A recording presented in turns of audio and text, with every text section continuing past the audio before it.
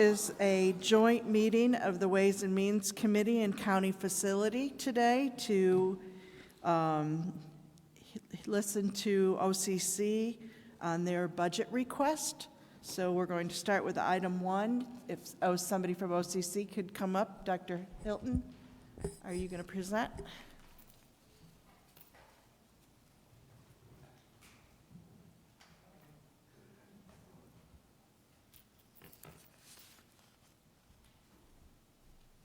Well, good morning, and thanks again for having us here. We have a team of folks here I just would like to recognize before I start in the back. If they could just wave their hands, be recognized. Certainly, I was just talking with one of our recent graduates who walked across the stage on Saturday back there. And everybody wants to take the selfies with me and recognizes me, but there's a whole team of people who get the job done, and I need to certainly acknowledge that. So again, thank you for having us here for this presentation for the joint meeting of Facilities and Ways and Means Committee. We will go over our presentation. Certainly thank you to John for being the clicker person today. I appreciate you, so I can just focus in on the presentation. So we'll go ahead and get started. You can go to the next slide, and certainly we're proud of all of the work that we're doing over at OCC. And thank you all, those of you who could join us for the tour of the Whitney Applied Technology Center when you came over to look at the Micron Clean Room Simulation Lab, the progress there, our HVAC lab, welding lab, CNC machining lab. We're proud to be the hub for training technicians for Micron and the semiconductor industry here in Central New York. But it is more than just Micron. The welding lab that's there will be training a lot of the folks that we'll need to do the construction renovations and things of that nature. And certainly the HVAC and CNC machining lab are really turning out fabulous citizens and will help support the supply chain and all of the other things surrounding Micron.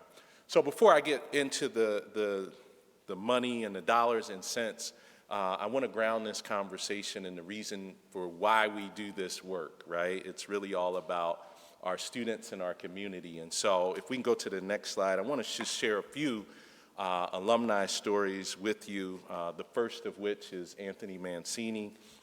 Anthony graduated last year. He's from Baldwinsville, came to OCC. He will tell you that OCC was very transformative in his life. He got involved in many things on campus, including becoming student government president. So I used to joke with him last year that he had his name on an office and maybe we could swap positions for a day and I could be student government president. But he never took me up on that offer. But he transferred to SU and he's doing very well over at SU. I recently saw him. And amazing young person. If we go to the next slide, we talked about Micron. R.J. Tinsley, his story, and his story and these other stories, I would encourage you to go to our website and to Syracuse.com and other places. Many of these stories are featured, but R.J. joined us. He was actually delivering food for a restaurant. Heard about Micron coming in 2022. Found us, got involved in our electromechanical technology program, interned last year in Boise, Idaho for Micron, and we just talked just on a virtual meeting with RJ 2 days ago, and he will be leaving in a few weeks to go to Boise for a full-time job with Micron with the promise of coming back here when the chip fab is open. Unbelievable, going from delivering food for a restaurant to full-time job in the semiconductor industry. And last but certainly not least, if we go to the next slide, D.O. Brown is a fabulous story of, again, the transformative power of all of what your support means to our students. D.O. just a few years ago was homeless on the street, living in abandoned houses, addicted to drugs and alcohol, found their way to OCC, again, an electromechanical technology program. Dio is going to be spending this summer out in Albany at the Albany Nanotech Center doing an internship, a paid internship. And in the fall semester, because of all of Dio's academic prowess and acumen, our faculty helped Dio apply for a prestigious scholarship, the Jack Kent Cooke Scholarship. Dio was one of 60, I believe, students in the country to receive that out of all the community college students who are transferring, up to $55,000 a year for 3 years for their 4-year education. And like most of our students, the overwhelming majority of our students, when they graduate, Dio's going to stay right here. Dio had options. Dio could have went to RIT, Binghamton, long list of schools that wanted Dio. Dio chose to stay right here and is going to Syracuse University to study engineering. And I'm sure when Dio wraps up, we'll be staying right here and working. You know, the good thing is Dio will never be homeless again. And that's an amazing story. So just wanted to ground this conversation and why we do the work. So if we go to the next slide, we'll get into the budget. One more forward.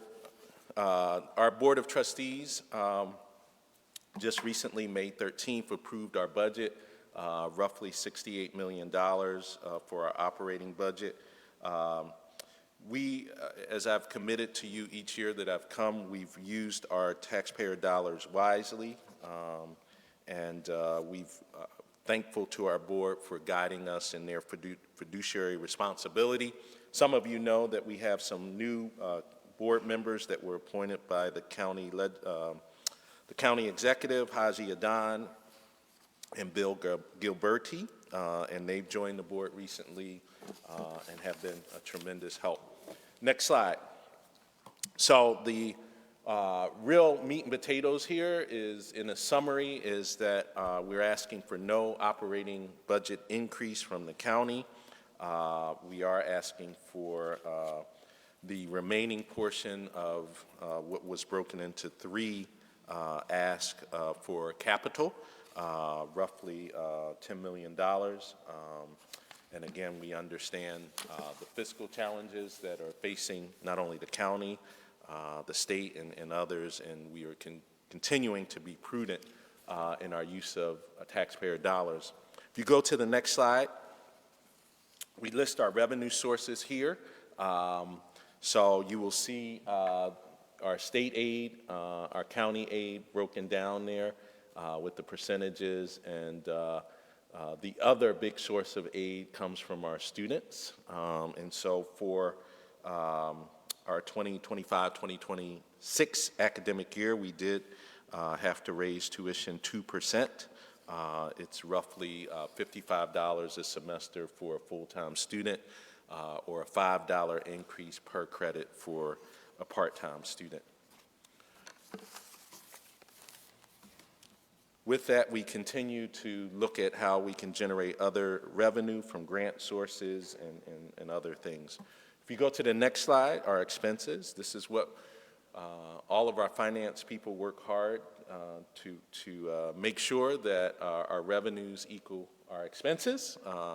And our auditors every year applaud us for being one of the community colleges in the state who get this right every year. So again, kudos to our finance team.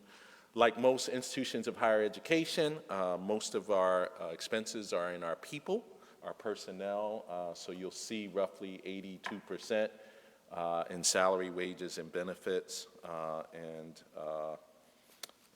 the rest in things like utilities, insurance, supplies, and the things that we utilize to run our operations. So next slide. As I pointed out a little bit earlier, our tuition and mandatory fees, 2% increase for tuition. Our fees are pretty much staying, the same as last year, and I guess I would just sum up to say not much to see here. We will continue to monitor how tuition increases affect enrollment, as well as student needs for additional support services. Any questions before I go to capital projects? Ryan?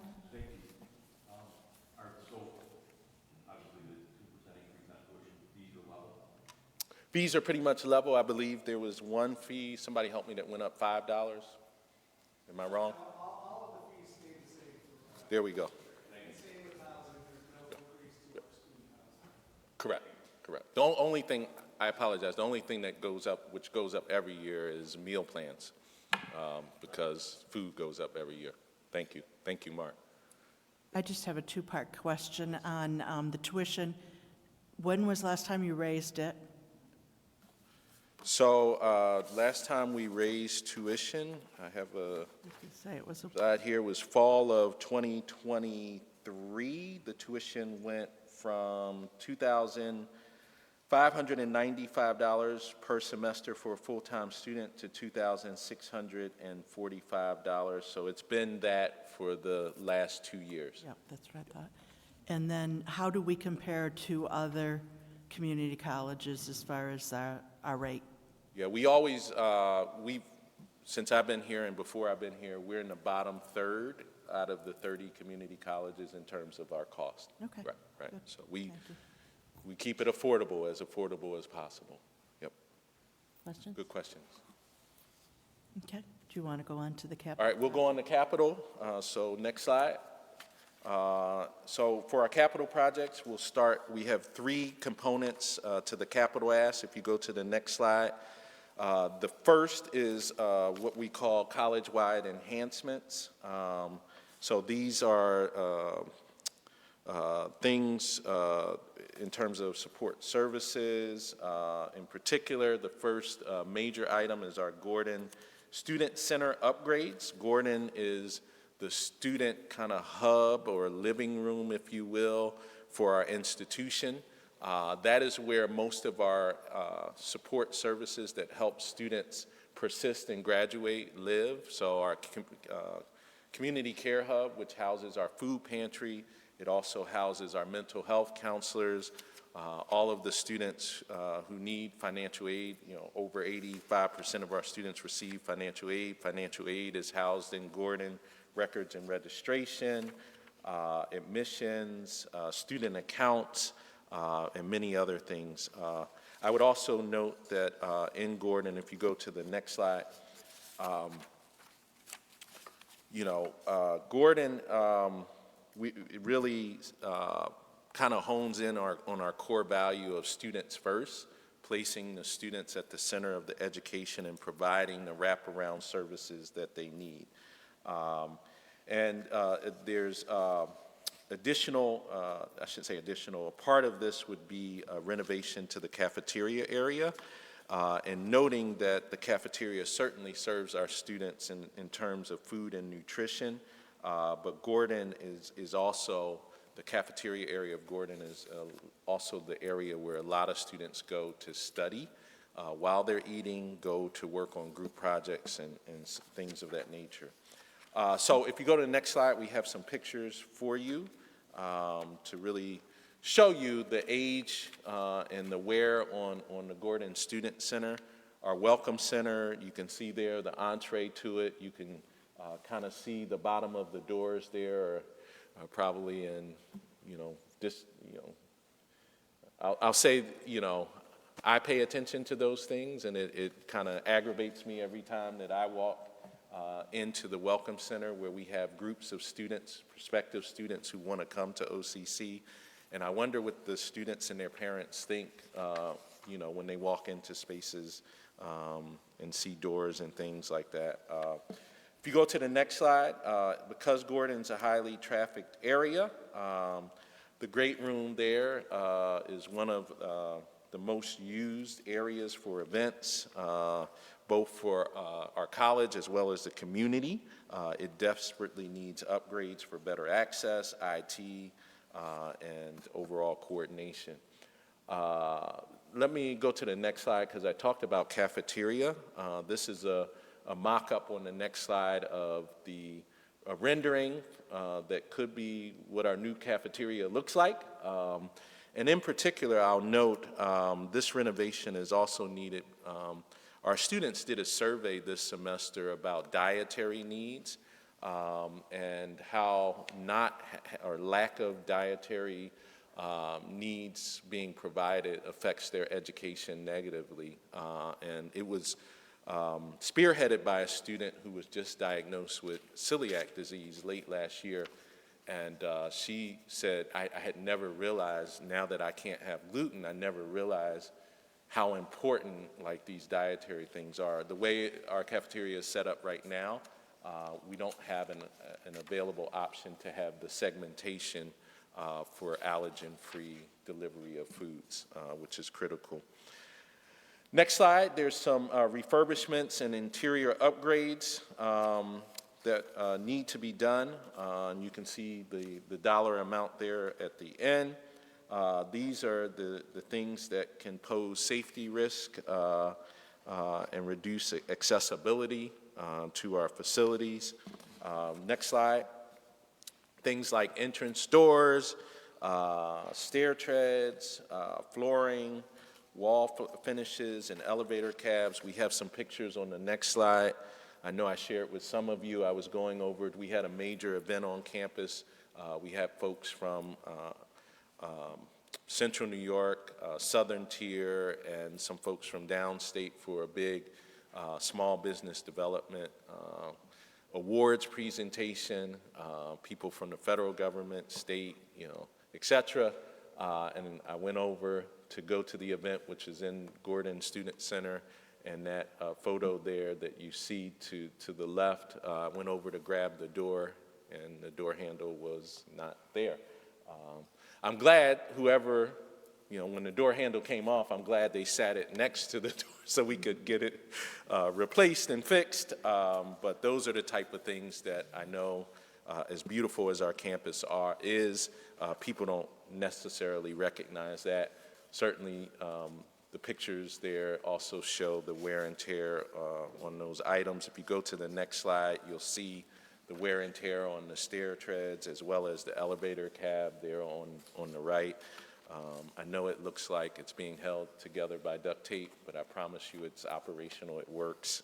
We just need to take care of it so that it remains working and not become a safety hazard. So if you go to the next slide, IT infrastructure, these are the things that we don't see. Firewall, things that protect us from cybersecurity attacks, network infrastructure, data center modernizations.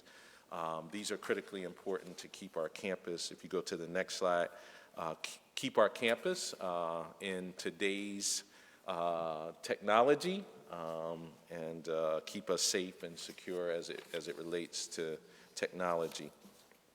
I always tell people it's not if we will have some type of cyber attack, it's when, because these hackers are out there, and we want to be in the best position possible when that threat comes to protect us from that threat. So, next slide, you'll see a summary of all of the capital projects listed there in front of you, and the total amount. Certainly, we're asking the county for half as we normally do, so $14.4 million.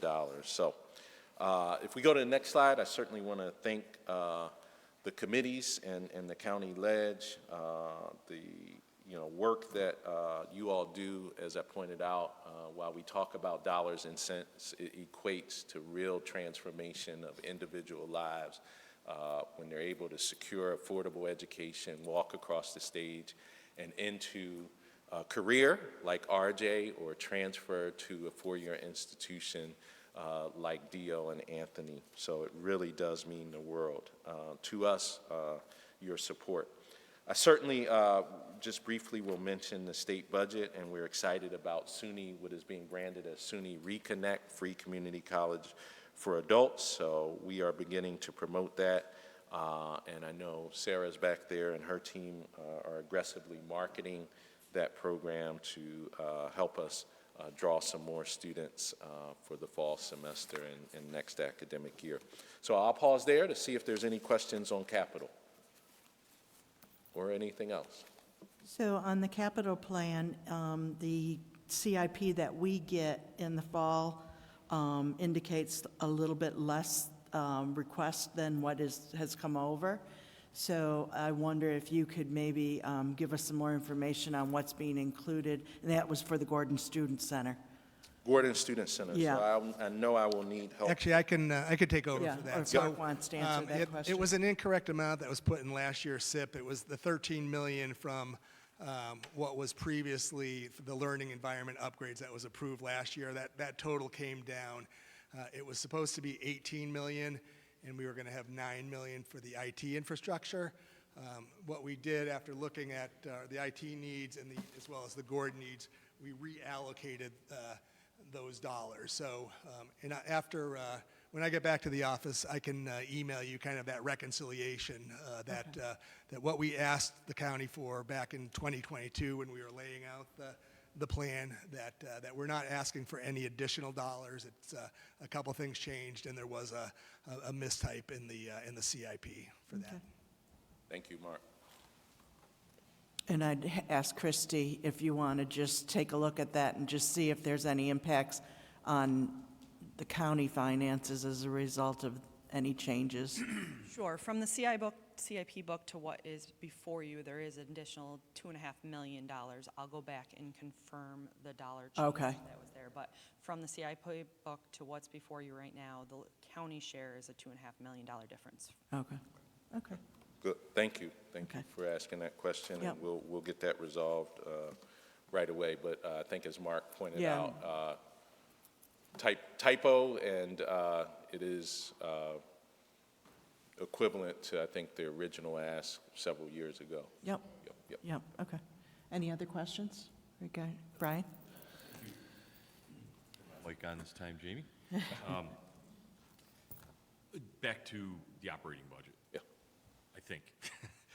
And before I start, let me just do a disclaimer. I'm not tracking towards areas of your business that the county is not directly involved in, because that's happened in the past. Sure, In my sure, view, sure, sure. inappropriately, and that's not where I'm going, just trying to get some context and a bigger picture. Sure, sure, sure, sure. So, under tuition and fees, I'm, based on the write-up and all of that, housing is not included in that number. The question I have, so you're confirming that, thank you. The question I have is, okay, under the housing enterprise that you have over there, that is, I think you mentioned that the price is going to be the same? Correct. For room will be the same as And it then- was last year. Yes. Generally speaking, here's my question, is that pretty much a self-sustaining enterprise where, you know, your revenue is covering costs, and the revenue, I realize, comes from different sources to make it all whole? I think we talked about a grant in our pregame a little bit about helping you do some things over there recently. So that's self-sustaining. Absolutely. And, Yeah.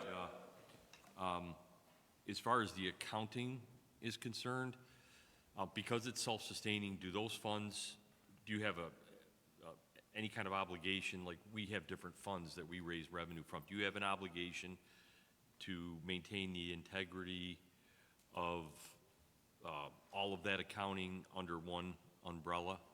Or is that something you guys drive internally? What's the story there? Yeah, I mean, I'll give you the high-level answer, and our finance people can maybe share more details. So, yeah, so that's a separate entity from the college in terms, because we can, as a community college, take on debt. And so, yeah, that's a separate entity. It is, to borrow your word, self-sustaining. And they, just like, you know, for any entity like that, they have some requirements in terms of, you know, how much, you know, money they need to be paying on debt and things of that nature. So we've been meeting those requirements, actually exceeding those requirements, which is a very good thing. And so, yeah, you know, that operation is doing very well. And then from an accounting standpoint, they kind of stay? Yep, and they get audited, like all of our auxiliaries, yeah, we call them auxiliaries, but yeah, all of those entities, they get separate audits from auditors, yeah. Yeah, separate audits. The dorms were financed with bonds, and we get rated annually with Standard & Poor's. They do a review. This year, we were BB+. They changed it to a positive outlook, and they said if we continue at the trends, it will become investment grade next year. So we're meeting our debt service coverage requirements and maintaining the buildings. In fact, this summer, starting probably this week, we're doing about $3.5 million of capital upgrades that are being used with reserves that corporation has done, and that's going to be for Res Hall B. We're planning on doing that for Res Hall A and C the next 2 summers, again, with existing cash reserves that were built up over time, knowing that we couldn't put on secondary debt on top of that. Thank you. Absolutely. Good question. Thank you. Yeah, that was good. Any other? No? Dave? Thank you. Thanks for sharing those stories at the beginning. You know, the wonderful news is we could take the whole time here talking about the lives we've touched and you've touched, your OCC's touched, and the wonderful stories. So that's great. We do it together. Yep. No, absolutely. I was going to ask you about, you touched on it a little bit right at the very end. I know in the state budget, the program for free education. Can you just go a little bit more into that about who's eligible, how's it going to work, and that so we can help you Absolutely. get the word out? We would very much like anybody to give us referrals. What was enacted in the budget was free community college. It covers tuition, fees, books for individuals who are 25 to 55 years old at the start of the fall semester. It's in-demand programs, such as technology, computer science, cybersecurity, healthcare. So all of our healthcare programs, including nursing, physical therapy assistant, health information technology, surgical technology, health sciences, I may be forgetting one, paramedic, welding technology is in there. All of our applied engineering degrees are in there, and education pathways, so early childhood education, as well as our transfer degree in adolescent education. If you want a full list of the degrees and more detail on the program, you want to go to sunyocc.edu/freecc. So just our normal website, sunyocc.edu/freecc for free community college. And the details are there. Anybody who wants to fill out our inquiry form, they can fill it out with their information. Our team will get back to them to let them know if they're eligible or not, and work with them through the application and onboarding process for the fall semester and beyond. So we're very pleased about that. It is going to be administered by SUNY, and so not by HESC, and so we will just send SUNY a bill and say, here are all the students that qualifies, and send That us. was my next question. How's that going to work? Send us the money. So yes. Is it full-time and part-time? Full-time and part-time. I apologize. At least 6 credits. Yep. They have to be in at least 6 credits. Interesting. Chairman? Yes. Oh, Chairman? yep. Sorry. Thank you, President Hilton. Thank you for coming. Great job at OCC. And we had talked a little bit about the students, 85% of the students getting financial aid. I know it was widely reported 600 students graduated. What is the graduation rate? I don't think we said it here today as far as folks who finish up there. Yeah. So the way the government makes us report, federal government makes us report graduation rates is a little bit flawed when you think about community colleges. Their definition of a 3-year graduation rate for a community college involves students who start with us for the first time in their college career, and they have to start full-time. As you know, most of our students aren't full-time, so it doesn't tell the whole picture of our students. So that rate hovers right around 25%, and it's been going up. Went up last year 2%. We're anticipating it'll go up another percent this year. The story that we look at is that we know that roughly 55% or more of our students within 3 years either secure a degree, they transfer somewhere else, or they're still enrolled with us. And that's really what we look at. So that average is more consistent with a 4-year comprehensive institution's graduation rate, which is national average is usually in the 50 percentile. And so, yeah, that's the story when it comes to graduation. I know I just took a selfie on Saturday with our colleague back there when she walked across the stage, and I know her story is one of having to go to school part-time. And so that story doesn't fit into the federal government's narrative of graduation rates, right? And we have countless stories of students who, because they're working, life, and et cetera, you know, they can't start with us full-time. Incidentally, you know, I talked about RJ, who's going to be working for Micron. RJ already had some college experience, so he wouldn't even qualify in the federal government's definition, even though he started with us full-time and finished his studies with us as a full-time student. So, yeah.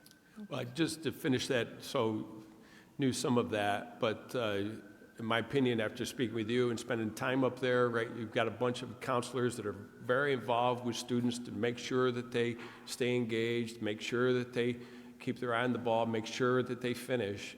And it is a great thing that's, in my opinion, very, very necessary to keep contact with as many students as you can get to keep their eye on the ball, and I appreciate that very much. Absolutely. Thank you. Thank you. And we'll keep at it. We keep at it. The more students that graduate, the more that become gainfully employed or transfer to a 4-year institution. So, Right. thank you. No, Deja?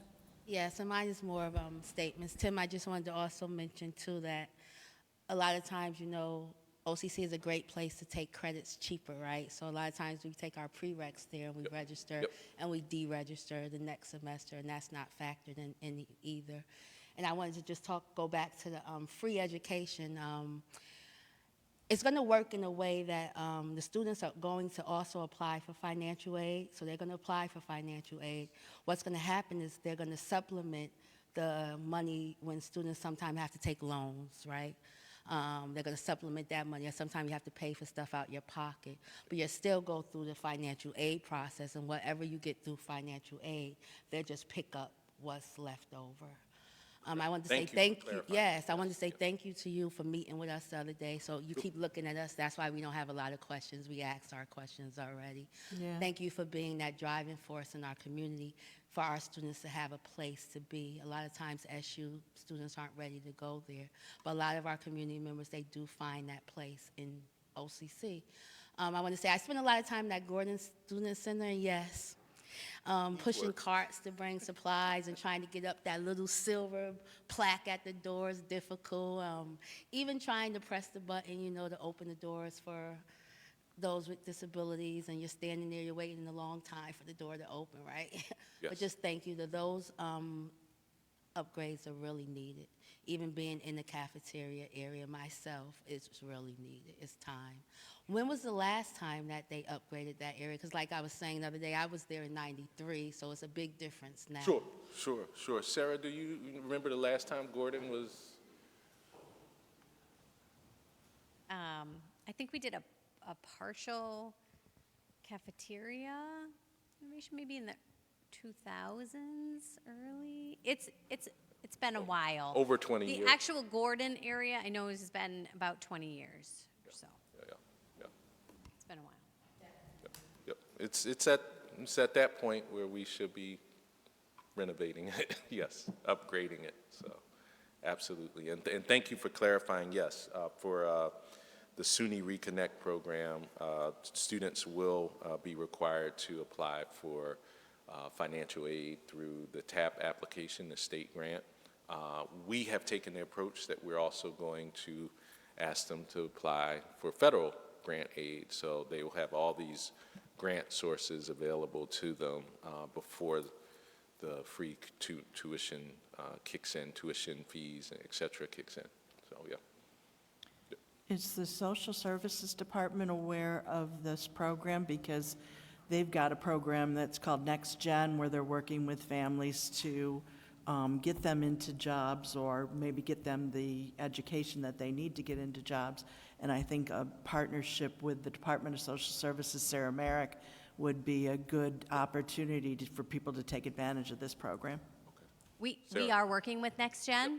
My Good. admissions area Okay. is in contact and has been working with the Next Gen Great. program. So yes, we are on that. Okay. Thank you. Perfect. Yeah, since we knew it was coming, Yeah, you know, Yeah. we've been, yeah. good. Deb Cody has a question? On top of it. I'm just wondering, I think last year we mentioned that you've seen an uptick in downstate New York City students, and considering, you know, what you're offering and with Micron coming, if that's continuing to rise, and if you're marketing down there for those things as that word gets out.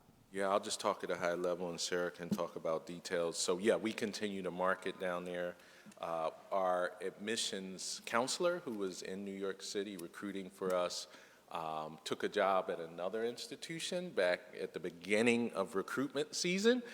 She was doing a great job for us, and so we just hired a new admissions counselor end of March or April, sometime in that frame, that started with us. So we're a little behind where we were, but I'll be in New York City next week meeting with the prospective students who are in the pipeline. The other thing I'll point out is we got a grant from SUNY to operate a summer pre-college semiconductor program where students will get college credit, and there'll be 2 tracks. I don't want to get into all the details. But the bottom line is about 36 students, New York State residents, will be in that program. Just yesterday, the person who's overseeing that program told me there'll be 12 students from New York City that will be in that program. They will live on campus for 5 weeks this summer and take college courses. So we do continue to look at downstate as a recruitment strategy for us. And again, many of those students stay here. I don't know if you all are like me and you kind of follow what's going on all over the place, but Syracuse City Fire Department just released their list of recruits. You'll notice a name that I mentioned to you all, I think last year around this time, Gavin Liston. He came to us from New York City, did our fire protection program, fire protection technology program, and he's staying right here in central New York. So. Right. Maybe you're saving the best for last, but There you go. wondering if That's you right. could, if you could give us a little overview of what we have on our desks here. Yes. Are you prepared for that? So, because my doctor has been on my back, I can't tell you how it tastes, but I can guarantee you it tastes good because our culinary management program made these treats for you all. It is a brownie, but it's over-the-top brownie, as you can see. It's not like the brownies I make at home. So I know you'll enjoy it. I was talking to some of you beforehand. It's small, so don't feel bad about the calories. It's not big at all. Yes, we're very thankful for your support, and our culinary program every year wants to share how good its work is. And those are students that are, again, gainfully employed as they leave our program right here in central New York. So we're very proud of our culinary management program. So, yes. Thank you. Thank you. Thank you. Any other questions? Well, again, thank you for your time, and we look forward to seeing you. Take care. Thank you. We don't vote on these items. These are all for information, but the public hearing is when? Tuesday, Yes. 15, Yep, 10:15, 10:15, right before Ways and Means. right before Ways and Means. That's when you'll vote on all these. Okay. That's when we'll vote. Do we vote at Ways and Means or just second? Yes, we vote at Ways and Means, but for today, this is just because it's a joint committee meeting. Okay, so we're adjourned.